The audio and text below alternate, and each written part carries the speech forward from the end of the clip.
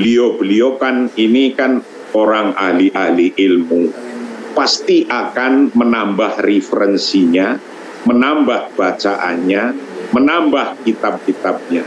Dan saya yakin siapa saja mau melakukan apa saja, baik itu perilaku di dunia atau perilaku untuk mendekatkan diri kepada Allah, perilaku akhirat, pasti akan mencari yang terbaik, pasti akan mencari yang afdol. Madhabku adalah Bung Karno. Orang-orang madhab Syafi'i, kok sampean madhab Soekarno itu gimana? Dengarkan. Jelas ini adalah usaha mentoleransikan agama, bukan toleransi antar umat beragama.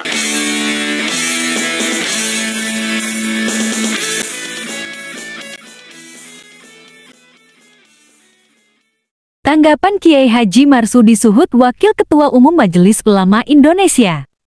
Kita beribadah, mendekatkan diri kepada Allah, itu semua ada aturannya, ada hukum-hukumnya. Nah, kalau hukum-hukumnya sudah terpenuhi, ada lagi yang di atas hukum. Yang di atas hukum adalah adab atau akhlak. Adab itu di atas hukum, karena kalau hukum adalah hitam putih. Ketika kita beribadah, sudah ada aturan bakunya, hukum-hukumnya. Bagaimana melaksanakan sholat, bagaimana melaksanakan sholat berjamaah, bagaimana melakukan sholat berjamaah antara laki dan perempuan. Lah, di atas hukum sah atau tidak sah ada adab. Maka Rasulullah menyampaikannya begini, sesungguhnya soft-softnya laki dan perempuan yang berjamaah untuk laki-laki di depan awaluha. Lah, untuk sejelek-jeleknya laki-laki mau sholat, ya tetap baik, tetap sah, tapi di belakang, artinya orang yang terlambat sholat, jadi di sholat jamaah, jadi di belakang. Wa khairu sufufin nisa, sebaik-baiknya softnya atau barisnya sholat perempuan di akhirnya. Wasyaruha awaluha, sejelek-jeleknya di awalnya, di tempatnya. Ini adalah adab, ini adalah tata cara. Kenapa kok demikian? Karena sesungguhnya keutamaannya sholat perempuan atau wanita itu kok ditaruh di akhir softnya, akhir barisnya. Imam Nawawi menjelaskan itu adalah untuk menjauhkan antara penglihatannya laki-laki, geraknya seorang laki-laki, dan pendengaran percakapannya. Agar, karena ini adalah untuk ibadah, sholat, mendekatkan diri kepada Allah. Yang biasanya laki dan perempuan itu bisa saling nyetrum. Nyetrum itu connect. Connect itu bisa pikirannya yang mestinya untuk mahdoh karena Allah, menghadap karena Allah, bukan karena ada fasilitas melihat perempuan yang bisa merubah pikiran dan bisa konektivitas nyambungnya perasaan hati ketika melihat gerak-geraknya laki-laki dan mendengarkan ucapan-ucapannya dan semacamnya. Nah, ini adalah aturan tata krama adab untuk kenapa perempuan sudah ada tempatnya sendiri. Lihat tuh di Mekah, Masjidil Haram, itu ada sekatnya. Lihat tuh di Masjid Nabawi, ada sekatnya sendiri. Karena bahkan Imam Ghazali dalam kitabnya menyampaikan wajib untuk sholat berjamaah antara laki dan perempuan menurut Imam Ghazali itu harus ada jika sholatnya ada laki, ada perempuan, ada pembatasnya. Maka tuh lihat di Masjid Nabawi ada pembatasnya. Tuh lihat di Masjidil Haram di Mekah ada juga pembatasnya. Nah itu kalau menurut Imam Ghazali. Menurut Imam Mawardi, bahkan kalau sudah selesai, ini laki-laki di depan, perempuan di belakang. Kalau sudah selesai sholat, imamnya jangan pergi dulu agar para makmum laki-laki untuk mengikutinya sebelum perempuannya itu sudah keluar duluan. Imam Mawardi itu mengatakan begini, jika ternyata di situ ada sholat, jamaah, laki dan perempuan, bagaimana biar tidak bercampur, ada fitnah antara laki dan perempuan, ketika sudah bubar pun, mereka mendahulukan perempuan dulu, baru laki-laki, agar tidak campur. Namun, secara hukum sah dan tidak sah, dari umumnya mayoritas para ahli fikih bahwa campur bareng ada sholat laki-laki dan perempuan itu urusan sah dan tidak sahnya itu tetap hukumnya sah, sholatnya sah menurut jumhuril fuqaha. Tetapi walaupun sah itu tukrohu, makruh. Makruh itu sesuatu yang tidak disenangi. Makruh itu bahasa sononya waktu saya ngaji di pesantren salaf namanya digetingi. Digetingi itu ya ora disenengi lah gitu kira-kira. Nah, ini semua tata cara dan adab yang berlaku dari dulu sampai sekarang.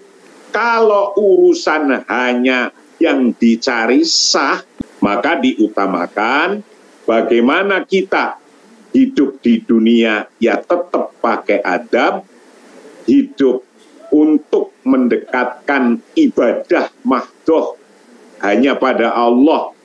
Itu juga kita membutuhkan adab, tidak cukup hanya sah dan tidak sah. Beliau-beliau kan ini kan orang ahli-ahli ilmu, pasti akan menambah referensinya, menambah bacaannya, menambah kitab-kitabnya.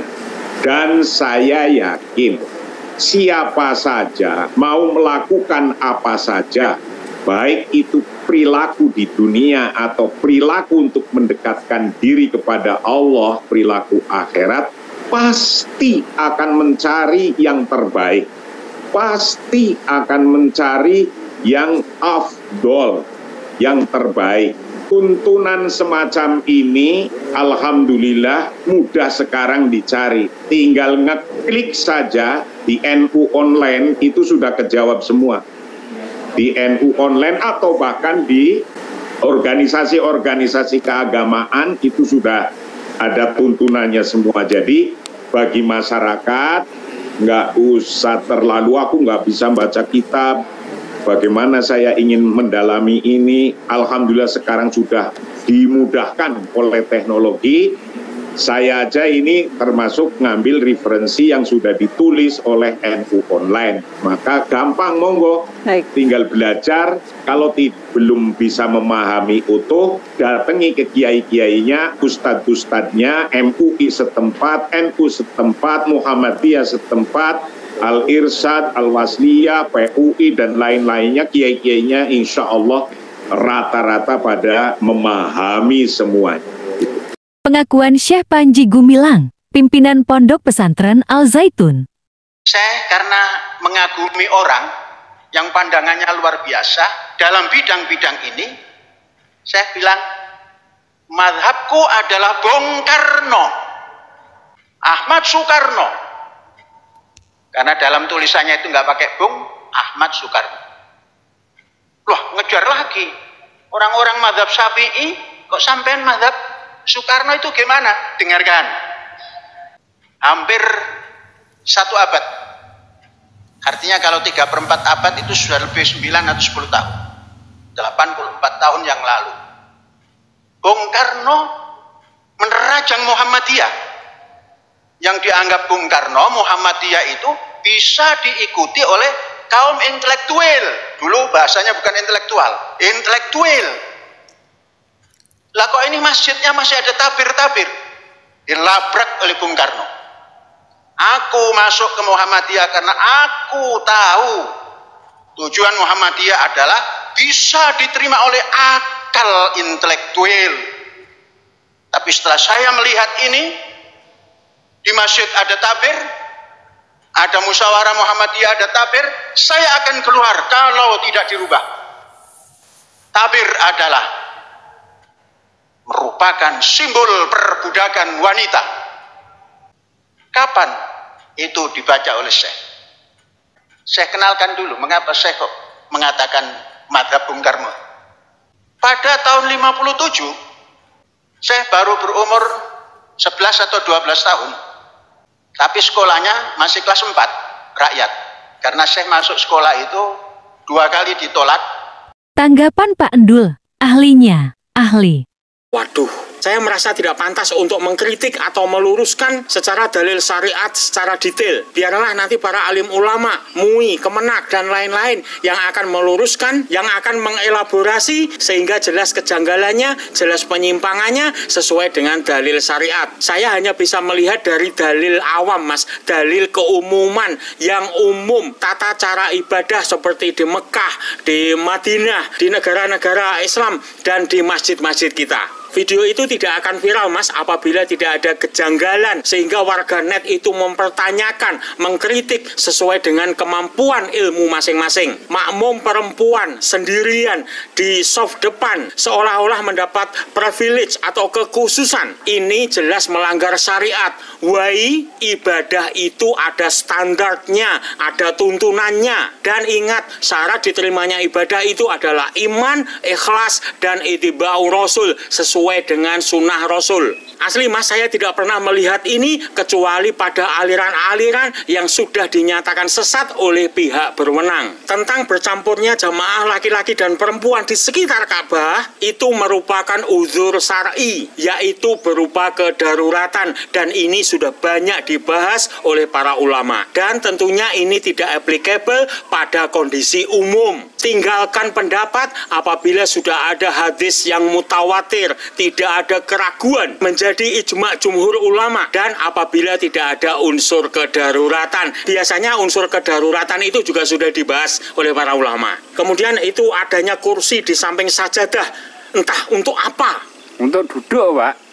Kemudian jamaah sholat yang berjarak, apakah karena COVID? Kalau alasan COVID, kenapa tidak pakai masker? Kemudian ketika imam yang seharusnya sujud tapi malah duduk, apabila alasannya itu sakit, kenapa tidak diganti dengan imam yang lain? Jelas ini menjadi kontroversi di masyarakat, Mas, dan kita tunggu saja, Mas, verifikasi dari MUI, dari Kemenak, dan dari pihak yang berwenang lainnya. Kemudian tentang dugaan orang non-muslim yang ikut berjamaah, apabila ini benar, maka ini jelas mencampur adukkan syariat dan tidak ada tuntunannya. Jelas ini adalah usaha mentoleransikan agama, bukan toleransi antar umat beragama. Bedakan, Mas, toleransi beragama dengan mentoleransikan agama atau mencampur adukkan agama.